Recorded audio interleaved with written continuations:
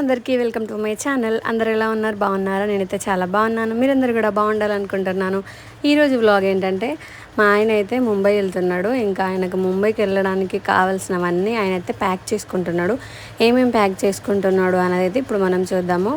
ఆయన luggage bag మొత్తం తీసుకొని కింద అయితే ఫస్ట్ సర్టిఫికేట్స్ అయితే పెట్టుకున్నాడు. తర్వాత ఇంకా ప్యాంట్స్, షర్ట్స్ ఇవన్నీ అయితే ఐరన్ చేయించుకొచ్చుకున్నాడు. ఆయనకి ఎన్ని పేర్స్ కావాలో అన్ని పేర్స్ అయితే అన్నీ ఐరన్ చేయించుకొచ్చుకొని ఆర్డర్ వైజ్ అయితే పెట్టుకున్నాడు. ఎందుకంటే అక్కడికి వెళ్ళిన తర్వాత మళ్ళీ ఆర్డర్ వైజ్ ఆయన తీసుకుంటాడు కదా.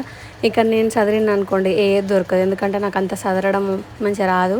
ఆయననే బాగా చదువుకుంటాడు. మంచిగా ఆర్డర్ వైజ్ నీట్గా పెట్టుకుంటాడు అన్నీ పట్టేటట్టు.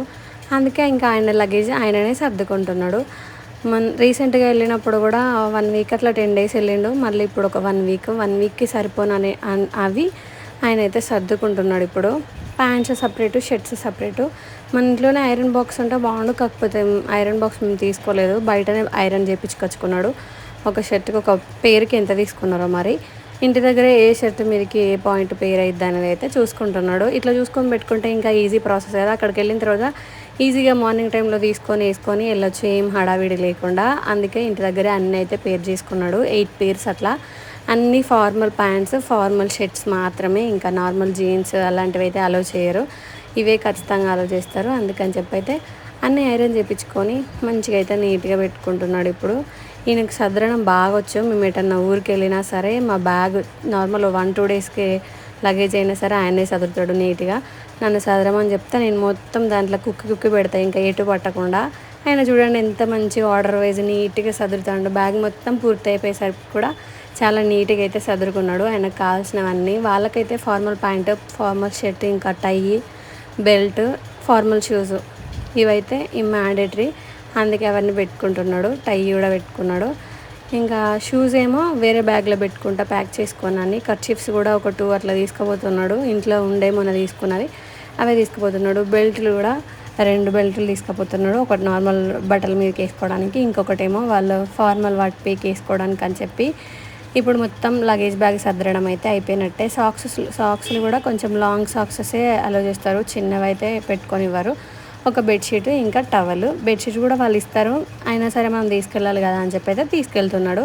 బ్యాగ్ మొత్తం ప్యాక్ చేసుకున్న తర్వాత అట్లా నార్మల్గా లాక్ అయితే పెడుతున్నాడు. ఏ లాక్ పెట్టుకుంటాం, లాక్ పెట్టుకుంటే ఎట్లుంటుంది అని చెప్పి నన్ను అడుగుతున్నాడు ఏం లాక్ పెట్టాలని. నీకు నచ్చింది అయితే పెట్టుకో లాక్ అని చెప్పిన. ఇంకేదో లాక్ అయితే పెట్టుకున్నాడు. లాక్ పెట్టుకొని మళ్ళీ అవన్నిటిని చెరిపేసి మళ్ళీ లాక్ తీయాలని చెప్పి ఇట్లా తీస్తారని అయితే నాకు చూపెడుతున్నాడు ఆయన. నాకు ఈ బ్యాగ్ల గురించి అంత తెలీదు, ఎప్పుడు నేను ఎక్కువగా యూజ్ చేయలేదు. అందుకే ఇంకా ఆయన అయితే చెప్తున్నాడు. ఈ బ్యాగ్తో పాటు ఇంకొక నార్మల్ బ్యాగ్ మనం వేసుకొని వెళ్ళేది చిన్నది. దాంట్లో అయితే కొన్ని సర్టిఫికెట్స్, బుక్స్, ఆయన ఏమన్నా అక్కడ చెప్పేటి రాసుకోవడానికి కూడా అవన్నీ తీసుకెళ్తున్నాడు. షూస్ ఒకటి ఇల్లు పెట్టుకున్నాడు. మా ఆయన ఎక్కువగా అయితే గోగుల్స్, పర్ఫ్యూమ్స్ ఇవన్నీ యూస్ చేస్తాడు. ఇప్పుడు నేను వాడుతో కొంచెం పెట్టుకొని అయితే సోకులు అయితే వాడుతున్నాను. బాగుంది కదా, నాకు బాగుంది లేదా కామెంట్ చేయండి. ఇంకా పర్ఫ్యూమ్స్ అయితే ఎక్కువ యూస్ చేస్తాడు. ఇప్పుడు ఈ 2 పర్ఫ్యూమ్స్ తీసుకెళ్తున్నాడు. మెలోడీ పర్ఫ్యూమ్ అయితే బాగుంటుంది, మంచి స్మెల్ వస్తుంది. లిప్ బామ్ కూడా యాజ్ యూజువల్ ఎప్పుడైనా పెట్టుకుంటాడు. ఇంకంతే. ఈరోజు మా ఆయన కోసం నేను ఒక స్పెషల్ డిష్ చేస్తున్నాను. ఆయనకు నచ్చదో అనుకున్నా కానీ బాగుందని అయితే చెప్పిండు.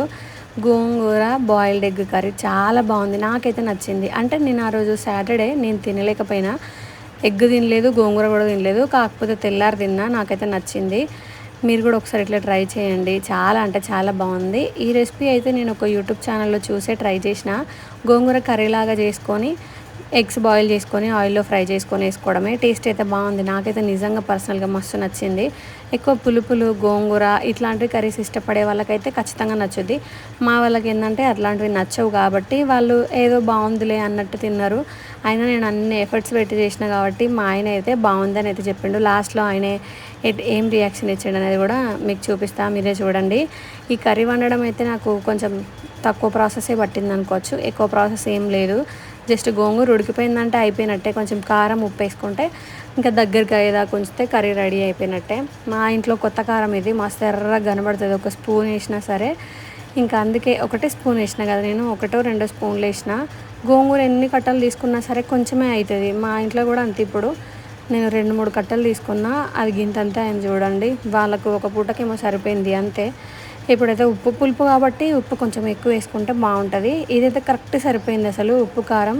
నేను సరిపోవచ్చు అనుకున్నా కానీ బాగా సరిపోయింది. లాస్ట్కి అయితే కొంచెం కొత్తిమీర వేసుకొని ముందే మనం ఆయిల్లో ఫ్రై చేసుకున్న ఎగ్స్ ఉన్నాయి కదా, అవి కూడా యాడ్ చేసుకుంటే అయిపోద్ది. ఇంకా కర్రీ టేస్ట్ అయితే చాలా బాగా వచ్చింది, నిజం చెప్తున్నా. మీరు కూడా ఒకసారి ట్రై చేయండి, ఖచ్చితంగా మీ అందరికి కూడా నాకు నచ్చినంతగా నచ్చుతుందని నేను అనుకుంటున్నాను. మా ఆయన కూడా బాగుందని చెప్పిండు, మరి బాగుందని అన్నాడా లేకపోతే నేను ఫీల్ అవుతా అని అన్నాడా అయితే నాకు అర్థం కాలేదు. చూడండి మీరే, బాగుందని అయితే చెప్తున్నాడు, చాలా బాగుందని చెప్పి. ఇంకా ఆయనకు బస్ టైం అయిందని చెప్పి మేమైతే కేపీహెచ్పికి అయితే వెళ్ళినాము. అక్కడికి బస్సు వస్తూ ఉందని చెప్పి ఇంకా బస్ ఎక్కి అయితే మా ఆయన వెళ్ళిపోయిండు. ఫాలో చేయడం మాత్రం మర్చిపోకండి. Okay, bye.